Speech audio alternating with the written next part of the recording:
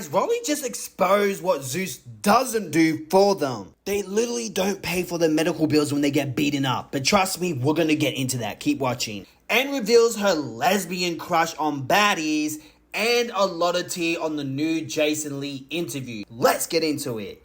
So she started talking about the fight that she had with Tommy and how she felt that she was fighting a balloon. And then Jason was like, was it because she was drunk? And then he had to tell Tommy that he wasn't laughing at her because he started to laugh. And Rollie was basically saying that Tommy was fighting not the way she usually fights, which is interesting because I was actually surprised that Tommy did lose that fight. Then she started talking about the incident when Tommy pulled out a gun on them on Baddies Midwest. And then Jason started laughing at Tinka. That got shot too, Tinkabella. She got shot in the face, and the legs, and the arms. Like, there's like how many pellets. She shot her like 7 times. Was it I'm not laughing. I'm not. Wait, no, first of all, I was starting to laugh at the name Tinkabella because I don't even know what that's about. And Tinkabella wasn't happy. She said, what the F is a Jason Lee? It's always Tinkabella. This Tinkabella, this ain't y'all boring A interviews. Next time you speak on my name, don't forget to mention Tinkabella. That B, the F, you thought, turkey head. But I was laughing, so that's where the laughter started. But then the fact that she got shot 7 times, was this a machine gun, BB gun? Man, she was like, bah, bah, bah, bah. She just started going everywhere. It was like, it would look like a Glock. That's why when she pulled it out, I'm like, ah! And I knocked over Jayla, Natalie, everybody went flying on the ground off that bench. I didn't care. Y'all better get out my way because I'm not dying today. So she thought it would set it off. You should have seen her face.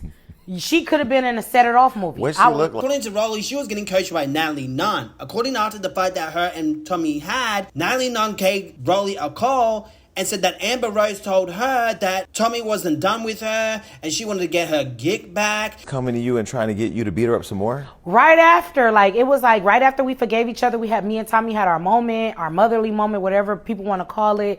And it was like the next day, it was like a call like, hey, I had a conversation with Amber Rose. Amber Rose is telling me that Tommy is not done with you. She feels unsettled how the way you knocked her on the ground, and she's coming back for more. So you need to keep your guard up, and you need to get her first before she gets you. And I just had to think, I'm like, okay, if 1 + 1 is 2, 2 + 2 is 4. Tommy ain't scared of me.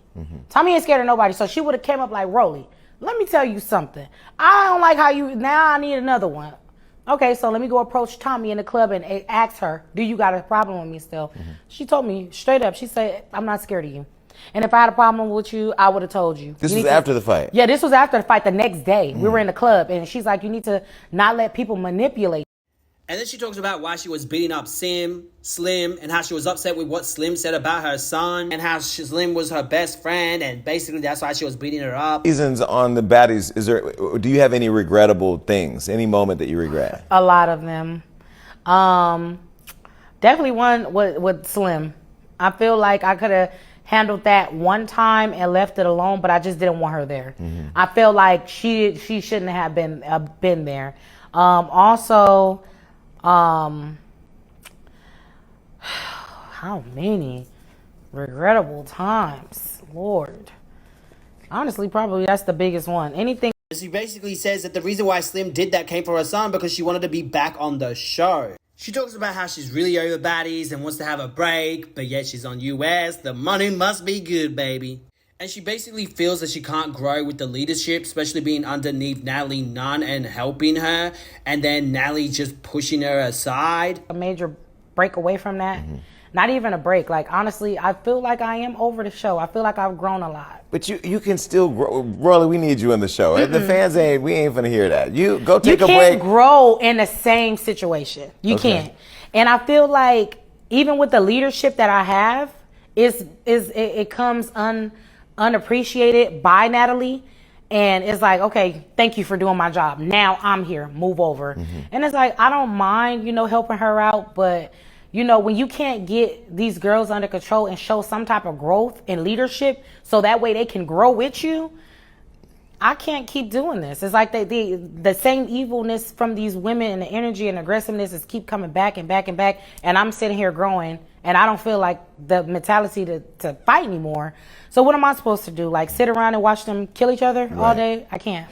And basically, she's been doing Natalie's job, which doesn't surprise me because it sounds like Christina was doing the same thing. And she even got that boy a while back to pick girls for the Jocelyn's Cabaret. And she said how the production and some of the cast basically call her the new CEO. They must really hate Natalie, y'all.